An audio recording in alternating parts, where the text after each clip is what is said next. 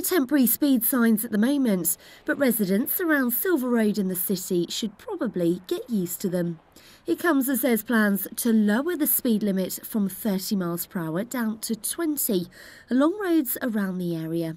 But the Norwich Society is calling for the City Council to take a fresh approach on speed control instead of just putting in signs. I think just imposing a speed limit, the evidence is that it doesn't really work.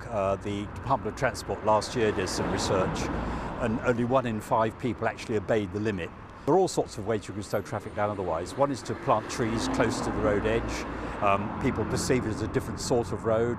You can even, in some residential streets, put street furniture or even bits of play equipment, which make it look that it's just not an obvious, ordinary road you can go down primarily for traffic.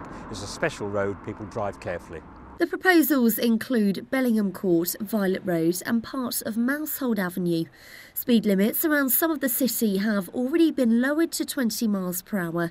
But do people actually drive that slowly? We've all got lives to live and we all have to go to work, and nobody wants to be leaving that extra 15, 20 minutes earlier of a morning just because there's a new 20-mile-an-hour sign or speed restriction put in place. I don't know what motivates people to slow down. There is a school up the road. I don't know if the more children signs would slow people down. Cameras are the thing. Cameras slow people down without any doubt.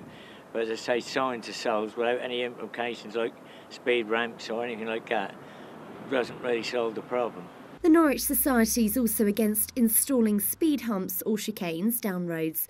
They say they tend to slow drivers down but then speed them up again, increasing pollution and noise problems. What we're proposing is certainly more costly, but we're not suggesting it should be done immediately because obviously local authorities are very short of money at the moment. But we think they should be thinking about it for the future, and certainly not just imposing speed limits and the hope that that will be effective. They've got to recognise that it doesn't always work and it does need other things to happen as well. And of course if they start putting speed bumps and chicanes in, they're expensive as well, and there are better alternatives. The public consultation on the plans closed last week, but it's not yet known when the speed limit could come into force.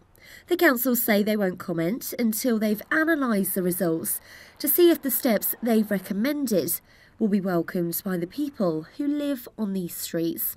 Christina Brinkley, Mustard TV, Norwich.